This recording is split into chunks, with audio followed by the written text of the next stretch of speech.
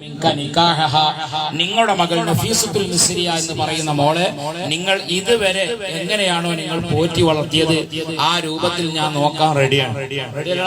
Okay, അൽഹംദുലില്ലാഹ്. അല്ലാഹു സന്തോഷം നൽകുമാറാകട്ടെ. ഇത് ഒരു ഇബാദത്താണ്. നിക്കാഹ് എന്ന് പറയുമ്പോൾ ഒരു ഇബാദത്താണ്. ഇത് മസിൽ പിടിച്ച് പറയേണ്ട കാര്യമല്ല. നല്ല സന്തോഷത്തോടെ ആണ് ഈ ഒരു ഇടപാട് നടക്കുന്നത്. ഒരു ഇടപാടാണ്.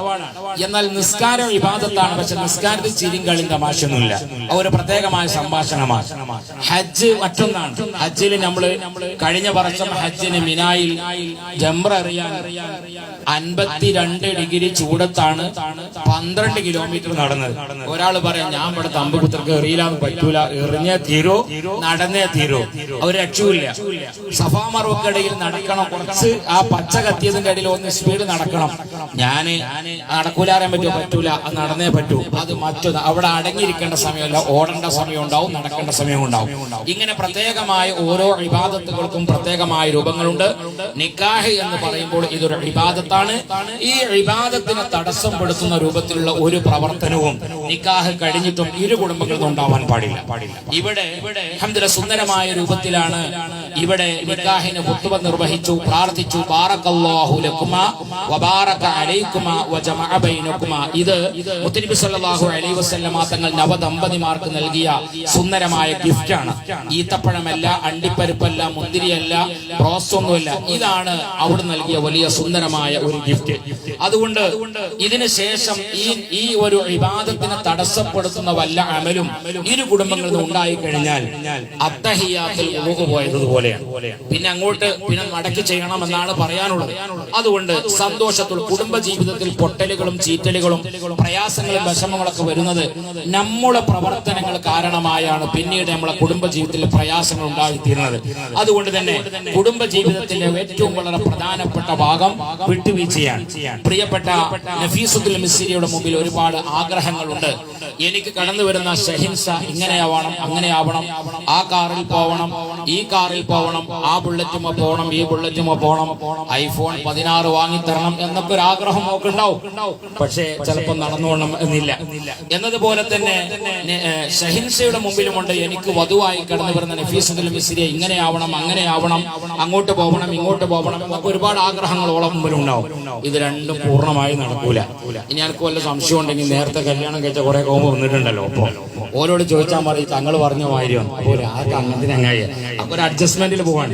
ഈ അഡ്ജസ്റ്റ്മെന്റിന് തയ്യാറാകാതെ രണ്ടാളും അങ്ങോട്ടും ഇങ്ങോട്ടും ഞാൻ പറഞ്ഞ പോലെ ഓള് പറഞ്ഞ പോലെ ആരെയാകണം, അവിടെയാണ് പലപ്പോഴും പൊട്ടലുകളും ചീറ്റലുകളും ഒക്കെ ഉണ്ടാകുന്നത്.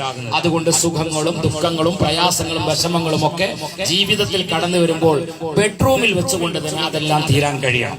ബഹുമാനപ്പെട്ട മുത്തനബി സല്ലല്ലാഹു അലൈഹി വസല്ലമ തങ്ങൾ അവിടുത്തെ പൊന്നാര മകളെ വിവാഹം കഴിക്കുന്നത് ആർക്കാണ്? അലി റളിയല്ലാഹു അൻഹു. ലോകത്ത് നടന്ന നിക്കാഹുകളിൽ വെച്ചുകൊണ്ട് ഏറ്റവും വലിയ നിക്കാഹ് പ്രിയപ്പെട്ട മുത്തനബിയുടെ മോളതാണ്.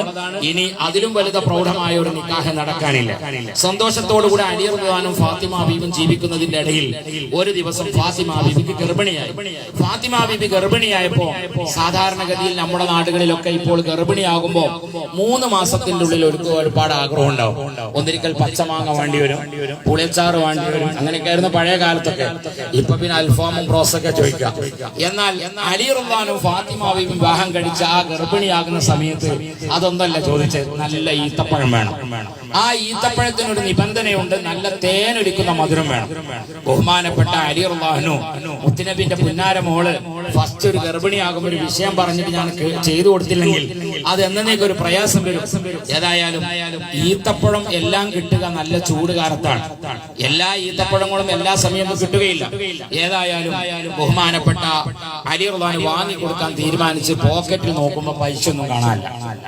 ഉടനെ കയ്യിലുണ്ടാകുന്ന പടയെങ്കിൽ പണയം വെച്ച് അതുകൊണ്ട് നല്ല ഈത്തപ്പഴം വാങ്ങി ഇങ്ങനെ വരികയാണ്. ടൗണിൽ വെച്ചുകൊണ്ടൊന്ന് സ്പീഡിൽ നടന്നപ്പോ കൂട്ടുകാരൻ ചോദിച്ചു, അലി എവിടത്തേക്കാണ് നിങ്ങൾ പോകുന്നത്? സാധാരണ നടക്കുന്നത് പോലെയല്ലല്ലോ നടക്കുന്നത്. വീട്ടിൽ വല്ല അപകടങ്ങൾ സംഭവിച്ചോ? ഇല്ല, ഒന്നുമില്ല. എന്നാലും എന്തോ ഒന്നുണ്ട്. ഇല്ല, ഒന്നുമില്ല. എന്നാലും എന്തോ ഉണ്ട്. എന്റെ ഭാര്യ ഗർഭിണിയാണ്. അതുകൊണ്ട് അവളുടെ ആഗ്രഹമുണ്ട്, അത് മുത്തനബിന്റെ മോളാണല്ലോ, ഈത്തപ്പഴം കൊണ്ടുവരാൻ. ഞാൻ ഈത്തപ്പഴം കൊണ്ടുപോവുകയാണ്. ഉടനെ ഇവര് പറഞ്ഞു, അലി, ഞങ്ങൾ 3 ദിവസമായിട്ട് ഭക്ഷണം കഴിച്ചില്ല, ഈത്തപ്പഴം ഇങ്ങതാ. ഉടനെ ബഹുമാനപ്പെട്ട അലി റളിയല്ലാഹു അത് കൊടുത്തു. ശൂന്യമായ കയ്യുമായി ഫാത്തിമ ബീവിയുടെ അടുക്കൽ എത്തുകയാണ്. നമ്മുടെ ഭാര്യമാരത്തേക്ക് നമ്മളൊരു കാര്യം ഏൽപ്പിച്ചിട്ട് അത് കൊണ്ടകാതെ പോയാൽ അങ്ങനെ ഉണ്ടാവും, ഒരു ഡയലോഗ് ഉണ്ടാവും അല്ലേ?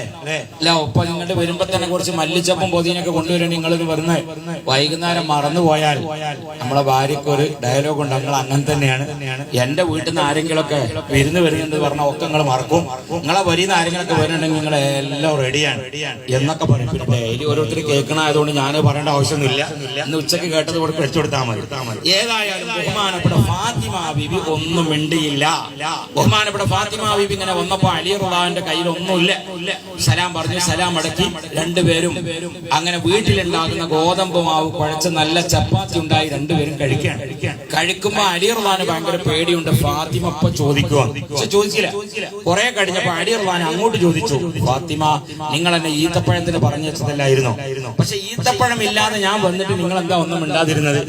ഉടനെ അവിടുന്ന് മറുപടി പറഞ്ഞു. ആ മറുപടിയാണ് പ്രിയപ്പെട്ട നഫീസത്തുൽ മിസ്രിയുടെ കുടുംബത്തിനോടും ഷഹിൻഷയോടും അവിടുത്തെ കുടുംബത്തോടും പറയാനുള്ളത്. ഫാത്തിമാവി പറഞ്ഞു, അലി, നിങ്ങളുടെ മുഖം നോക്കുമ്പോൾ എനിക്ക് മനസ്സിലായി ഒന്നിരിക്കൽ ഈത്തപ്പഴം കിട്ടിയിട്ടില്ല. ഇല്ലെങ്കിൽ കിട്ടിയ ഈത്തപ്പഴം ആർക്കെങ്കിലും ഒക്കെ സംഭാവന കൊടുത്തിട്ടുണ്ടാവും. ഞാനത് നിങ്ങളോട് ചോദിച്ചാൽ എന്തെങ്കിലും ഒരു തട്ടുത്തരങ്ങൾ പറയുമ്പോ ഞാൻ നോക്കിക്കൂല, ഞാൻ അങ്ങോട്ടും പറയും. രണ്ടാൾ അങ്ങോട്ടും ഇങ്ങോട്ടും പറയുമ്പോ നമ്മുടെ ഗർഭത്തിലിരിക്കുന്ന കുഞ്ഞിന് അതിന് പ്രയാസം വരുമെന്ന് മനസ്സിലാക്കിയാണ് ഞാൻ ഒന്നും മിണ്ടാതിരുന്നത്. എത്ര സുന്ദരമാണ്. അതുകൊണ്ട് തന്നെ നമ്മൾ സുഖങ്ങളും ദുഃഖങ്ങളും പ്രയാസങ്ങളും വിഷമങ്ങളും ഒക്കെ ജീവിതത്തിൽ കടന്നു വരുമ്പോൾ അതിന്റെ പേരിൽ പരസ്പരം ക്രേച്ച് വെക്കുന്ന ഒരു സംസാരം രണ്ടിൽ നിന്നും ഉണ്ടാവരുത്. അതെല്ലാം ആ സമയത്ത് തന്നെ ബെഡ്റൂമിൽ വെച്ചുകൊണ്ട് തീർക്കാൻ കഴിയണം. നമ്മുടെ വിവാഹം കഴിഞ്ഞ് ചിലപ്പോൾ ഒരുപാട് മാമൂലുകൾ വരും. 2-3 പരീകൂടലോ പാലിയച്ചലൊക്കെ ഉള്ള പറയും. ഒരു സ്ഥലത്തേക്ക് ചിലപ്പം പിടിച്ചു കൊണ്ടേ കൊടുക്കേണ്ടി വരും, ഒരു സ്ഥലത്ത് അൾമറ കൊണ്ടേ കൊടുക്കേണ്ടി വരും. അങ്ങനെ പല സാധനം കൊണ്ടുപോണ്ടി വരും. പക്ഷെ ഇവന്റെ കയ്യിൽ പൈസ ഇല്ലാതിരിക്കുമ്പോൾ ഈ ഭാര്യയോട് എന്താ നിങ്ങൾ രണ്ടുപേരും കണ്ടില്ലല്ലോ, കല്യാണമൊക്കെ കഴിഞ്ഞപ്പോ ഞങ്ങളെ മറന്നോ? ഒന്നുമല്ല. അവിടെ നല്ല ഒരു ഭാര്യയാണെങ്കിൽ മറുപടി പറയാം, ഇൻഷാ സംഗതി പൈസ ഇല്ലാത്തതുകൊണ്ട് പോകാതിരുന്നാണ്. അവിടെ നല്ലൊരു ഭാര്യയാണെങ്കിൽ പറയാം, ഇൻഷാ അല്ലാഹ് ഞങ്ങൾ ഒരു ദിവസം അങ്ങോട്ട് വരുന്നുണ്ട്, ഞങ്ങൾ വരുമ്പോ വിളിച്ചേ വരുള്ളൂ, എന്തെങ്കിലുമൊക്കെ ഭക്ഷണം ഉണ്ടാക്കി കൊണ്ടുവരും. ഞങ്ങൾ കല്യാണം കഴിഞ്ഞ ഒരു തിരക്കായതുകൊണ്ട് ഒരുപാട് സൽക്കാരങ്ങളൊക്കെ ആയതുകൊണ്ടാണ് വരുത്തിപ്പെടാതിരുന്നത് എന്ന് നല്ല ഒരു ഭാര്യയാണെങ്കിൽ അവർ രണ്ടുപേരുടെ ഇടയിലുള്ള ആ രഹസ്യത്തിനെ ഒതുക്കി ജീവിക്കാൻ കഴിയും. അതല്ലാത്ത ഒരാളാണെങ്കിൽ പറയും, അതിന്റെ വർത്താനൊന്നും പറയണ്ട, എന്നെ കല്യാണം കഴിച്ച സ്ഥലത്ത് ഇപ്പോൾ വൈഫൈ എന്നെ ക്ലിയർ ഇല്ല, അങ്ങനത്തെ സ്ഥലത്തൊക്കെ വിട്ടുകണം, പിന്നെ അവിടുത്തെ കഥ പറയണോ എന്ന് പറഞ്ഞാൽ രണ്ടാളെ മോശാക്കി. ഇവിടെയാണ് കുടുംബ ജീവിതത്തിന്റെ പ്രധാനപ്പെട്ട ഭാഗം. അതുകൊണ്ട് പഠിച്ചെടുത്ത ധാർമ്മികത മുമ്പിൽ വെച്ചുകൊണ്ട് രണ്ട് കുടുംബവും മുന്നോട്ടിൽ പോവാൻ തയ്യാറാവണം. അതാണ് നിക്കാഹിലൂടെ സൂചിപ്പിക്കുന്നത്. ഇംസാകും ബിമഅറൂഫ് ഔ തസ്രീഹും ബിഇഹ്സാൻ. എത്ര സുന്ദരമാകുന്ന 2 വചനങ്ങളിലൂടെയാണ് ജീവിതത്തിന്റെ തുടക്കം മുതൽ അന്ത്യം വരെ ഉൾക്കൊള്ളുന്ന ഒരുപാട് വാചകങ്ങൾ ഉൾപ്പിച്ച 2 വാചകങ്ങൾ ഉൾപ്പിച്ചുള്ള അല്ലാഹു തആല രണ്ടുപേരിലും 2 കുടുംബത്തിലും അല്ലാഹു സന്തോഷം നൽകുമാറാകട്ടെ. الحمد لله رب العالمين اللهم صل على سيدنا محمد